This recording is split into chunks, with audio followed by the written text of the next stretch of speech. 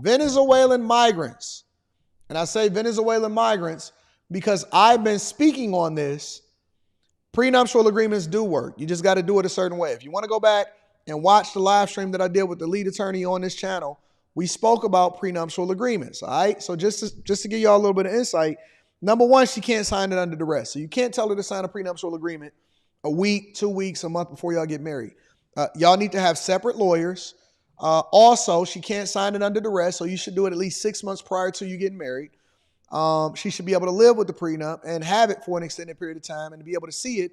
And there's so many other things that you can do, but you need to work with a qualified attorney and ask them questions instead of just going off of internet talking points. These are some of the things that the lead attorney did have a conversation with me about. All right. So let me go and get into this because Venezuelan migrants, right?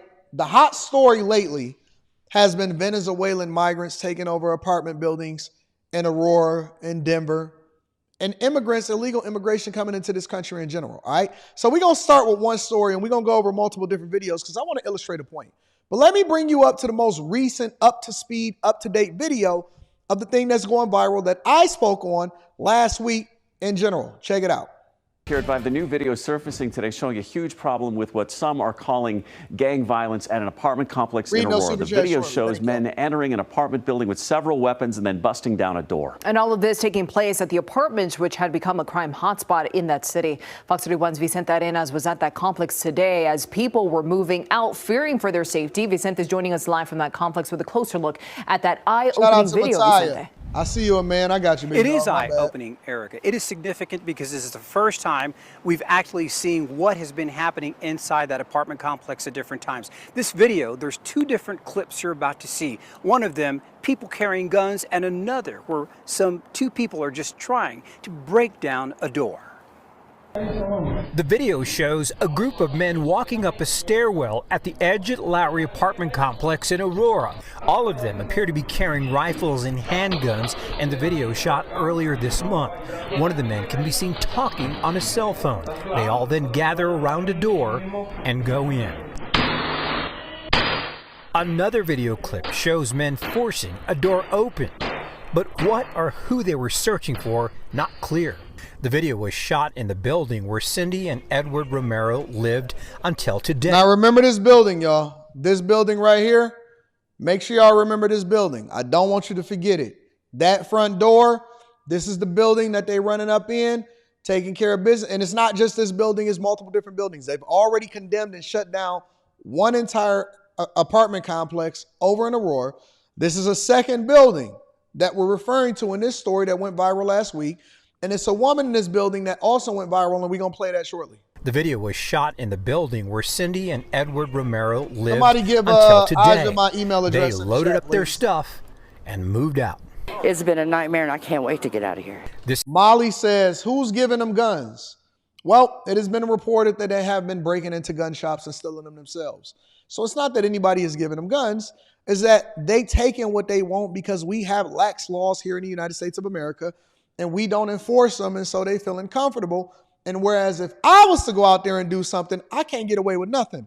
They're going to be on me like white on rice. But they can get over here. First of all, they can come over here unvetted, and then they can come over here in a gang together as a conglomerate, breaking into gun stores, running amok, taking over apartment buildings, and now you got women like this having to put triple locks on their doors just to be able to survive.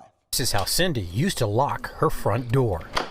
Every day when we come home, we have to do this. Every time we go outside to take out the garbage, every time we try to go to bed at night, we have to keep it like this so nobody can kick in the door. The couple's car and many others here were riddled with bullets after a shootout at the complex earlier. Now remember, I want y'all to pay attention to this because I'm going to emphasize a point. Shout out to everybody that's in here kicking it on a holiday. That's why I love my people. Make sure y'all tap into the Patreon link is in the description. Now remember, all of these bullets that's riddling these cars, they showing you the evidence, they showing you the places that they're in front of. They telling you, they showing you the video, the Ring cameras and all of this stuff. Keep this in mind, all right? Let's roll. Earlier this month, the Romeros say the trouble started when a large number of migrants began moving in. They had not been able to move out for different reasons. We couldn't get any. We tried reaching out to the resources, but they told us since it Dog got the Rockaware shirt on. I see you. Shout out to Dame Dash. wasn't actually condemned building, we would have to wait until that was the issue, but we didn't want to wait for that. So the only help I got was after talking to you. We showed Councilmember Danielle Jurinsky the video. Today, she helped the couple move out and find a new place to live. The city nonprofits have lined up to help the migrants that have come here, but nobody is helping the American citizens, the residents that are trapped in these apartment complexes. The Romeros tell us others living here had been asking when they'd be moving out. And this isn't just Americans, this is other Venezuelans that are living under this control, that are being extorted by the control. So migrants being extorted by migrants, and the people that live there is also being extorted because they treating it like the Carter. Okay, cool. Well, let's continue on, right? Because again, remember this story. Now let's go back, right? Let's continue to have a conversation. Remember this building? All right, so the police is now there dealing with the gang. Now, I'm going to keep leapfrogging video after video after video because I want y'all to see something.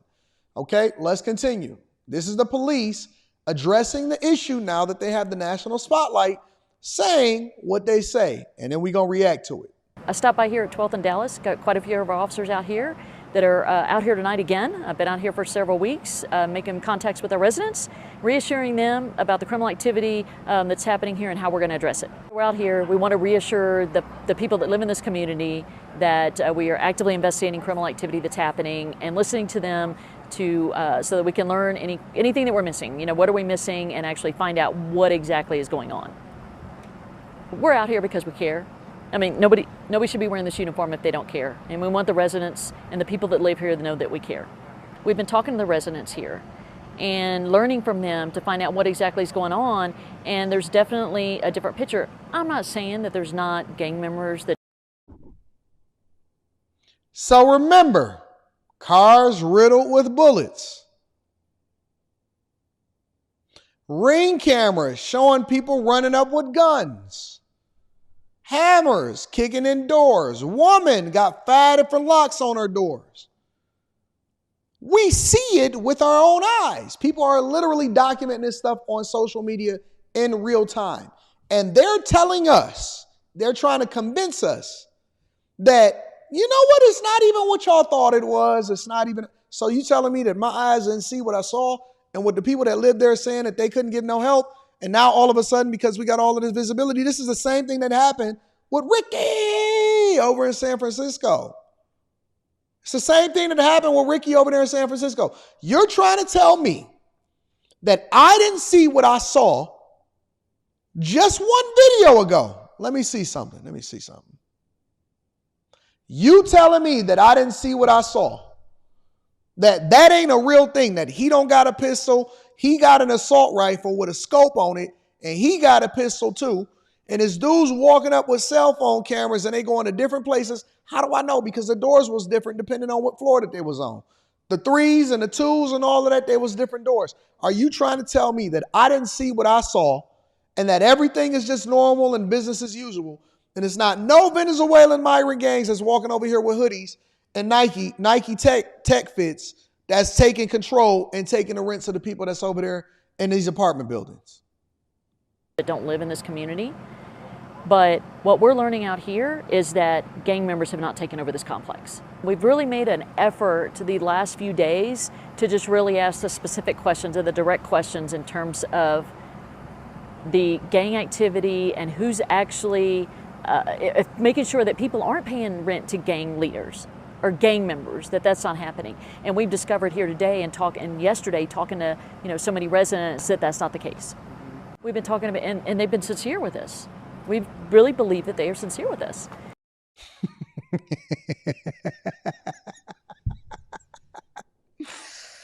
Oh, okay. All right. Okay. So, all right. You got us. We didn't see what we thought we saw. It was all AI. Cool. So this Venezuelan gang, the Tren de Aragua, Tren de Aragua. Am I pronouncing that correctly? I like to put the little extra on it, the little r on it when I talk about it because I want to pronounce it correctly. The Tren de Aragua gang. Now, keep in mind this, right? Because as we have this conversation and we see them gaslight us, this is nothing new. Well, Anton, how can you say that it's nothing new? Well, because I've been reporting on this gang a long time ago. This gang is not only over in Denver. This gang has been over in New York. They over in Chicago. This is a worldwide conglomerate here. They're taking over the entire United States of America. I reported on this gang months ago over in New York City. You don't believe me? For all of my historic bag chasers, because I've been reporting on this migrant crisis over the last 2 years, tell me if you remember this one. Police are trying to tackle the rapidly escalating violent crime among Venezuelan gang members in the city who have gotten into New York. Fox 8's Linda Schmidt talked to the NYPD, who says this crime wave is one of their greatest challenges. She joins us live from the newsroom now. Linda, what can you tell us tonight? Well, you know, basically what you just said right there, this is one of the NYPD's biggest challenges right now. Now, the NYPD expects the migrant Venezuelan gang crimes to actually get worse in this. So wait a minute. This same gang that's running amok over in Denver and Aurora, that's terrorizing people over in Chicago, that has made a name for themselves over in the West Coast, has been being reported on over in New York, which basically substantiate the idea that Trump was absolutely right the whole time when he was saying that the gangs and these people, and people kept saying, oh no, he's just trying to scare us. He just trying to throw scare tactics and all this stuff at us. Trump said, listen, fam, crime is going down over there. They emptying their prisons. They letting the gangs come over here. And that it's an easier way for them to solve for it because they no longer have to fund and then continue to make sure that they lock these people up and fight the crime if they just let them over here in the United States of America. Let me let a little bit more play so you can understand what I'm talking about. City before it gets better. They're waving the guns around. Correct. Waving guns and flashing gang signs on this video. The NYPD said, listen, man, I don't even know what we talking about here. I don't even know why this is a thing. Why I have to present this to you in the first place. You should just believe me. Y'all believe Kamala Harris? Why do I have to go back and pull back the evidence from months ago when this gang when New York Police Department been fighting these people more than the Bloods, Crips, the GDs, Pyru on everything, Crip walking, shout out to C-Dub and Ice Cube and Mac 10, West Side Connection. Shout out to the West Side Connection. Listen. Why don't y'all just believe me? Why we got to even go into it? Because Kamala Harris said that immigration was under control and they got the stem of the migrant flow and they got everything right. Never mind. You know what? I'm going to just skip this video. I'm going to go straight over to the governors of Denver and Aurora, and I want to get their takes on this whole thing. All right, let's see what's going on because you know our eyes are deceiving us. Let's just try to figure it out, y'all. We have more from the mayor of Aurora. He's concerned that someone is funding these apartment takeovers. Watch this. Somebody put them there, and somebody funded it. Whether it's federal government or not, we're trying to find out. Ooh, listen, let me tell you, buddy. Mike Kaufman, let me tell you, Mikey, don't you know that you just committed blasphemy? You broke the sacred rule. You broke the sacred rule. You said, you nervously, and I know you want to take it back, you said that somebody put him there, and I don't know, and somebody is funding this, and I don't know if it's the federal government. Let me replay this again, because I heard Mike say what he said that he saw. All right? Let me see. Mike, what did you say? What did you say, Mike? Did you say what I thought you said? Someone is funding these apartment takeovers. Watch this. Somebody put them there, and somebody funded it. Whether it's federal government or not, we're trying to find out who. Mikey. Miggity, Mikey. Hey, somebody told me that the likes is a little too low, but we cooking over here on a Monday, on a holiday. We cooking over here. It's over 3,000 people as of right now that's watching this on YouTube alone. We cooking over here. Mikey just committed one of the most sacred rule crimes of all time of any blue governor or blue mayor or blue city council person, anybody in politics, you know that you don't ever go against the establishment talking about somebody put them there, and I don't know if it was the federal government or not. We know who it is. Everybody know who it is, but you whisper. You whisper. It's similar to what happened in 9/11, Mike. Let me explain it to you this way, because you're a little bit older, and I know that the boomers and the Gen Xers, they move a little bit different than us, okay? Let me explain it to you like this, Mike. We all went to physics class. Well, maybe some of us. We all know what happened, and really it started to question 9/11, but for some reason, George W. II is still just gallivanting around and they chilling. If we want to talk about presidential immunity, am I doing too much right now? I figured since it was a holiday that we could get a little bit deeper into our thoughts instead of just giving y'all the news and reacting to it. Talk about presidential immunity. Y'all worried about Trump? I thought that Obama was over there let me be quiet. I thought that George W. Let me be quiet. I don't want to go into that. I thought that Kamala Harris and Joe Biden let a bunch of... I don't want to say that. I thought that Clinton was over there. Let me be quiet, because Clinton, they say Clinton was over there on an island doing things that was unseemly. I can't substantiate that. I would never say that. I'm telling you what other people said on social media. That has nothing to do with me. I love my life. I am not suicidal, and I do not want to kill myself. But what I'm saying is the person that they got to worry about the least is the one that they worried about giving immunity to. Oops. Oops. The person that they got to worry about the least is the one that they worried about giving immunity to. Oops. Oops.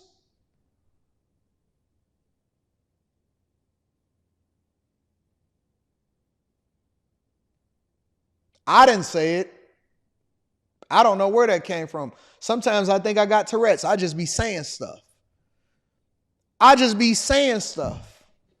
Talk about influencing presidential elections when we have Fonnie Willis and Andre Dickens meeting in the president's White House. On the docket, it says the vice president of the United States of America, but don't nobody want to have that conversation. Oops. Right before they filed the Trump charges on Trump. Oops. Let me continue, man.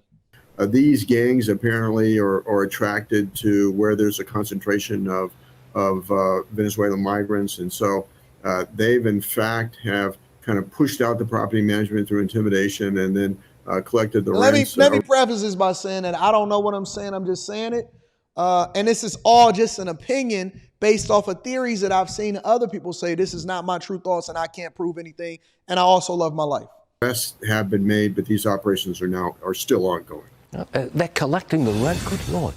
Danielle Jurinsky is a city council member in Aurora, and she joins me now. Danielle, a spokesperson for the governor of Colorado, Jared Polis. Don't worry about it. I'll have my editor take that part out. They say this is all a figment of your imagination. Would you like to respond to that? Yeah, I just would ask him, is this also a figment of the Romero's imagination and all of the other folks that I've spoken to at these complexes and that I've physically moved out? This is one heck of an imagination. What are you going to do about this? Well, what I've been able to do so far is bring this much attention to it. And I plan to continue to bring this kind of attention to it until this is addressed. I'm not going to sit back and let this be downplayed and let this be ignored. The governor can attack me all he wants, but I am going to continue to expose this, and I will continue to go into these buildings, and I will get as many people out as I can. You got to get. Shout out to her, but listen, this is what I'm saying. I'm not saying much. I don't know what I'm saying. Sometimes I just blurt things out. All I'm saying is they want us to not believe what we see, but only pay attention to what we hear from them. Sometimes they slip up and they give us a little bit of insight. Sometimes Mike Kaufman over there in Aurora slip up and he said, listen, man, somebody is funding this stuff And we don't really know what's going on, but it might be the federal government, but we got to figure that out. I ain't dumb. I might be slow, but I ain't dumb. I might be a C student, but I ain't stupid. You know what I'm saying?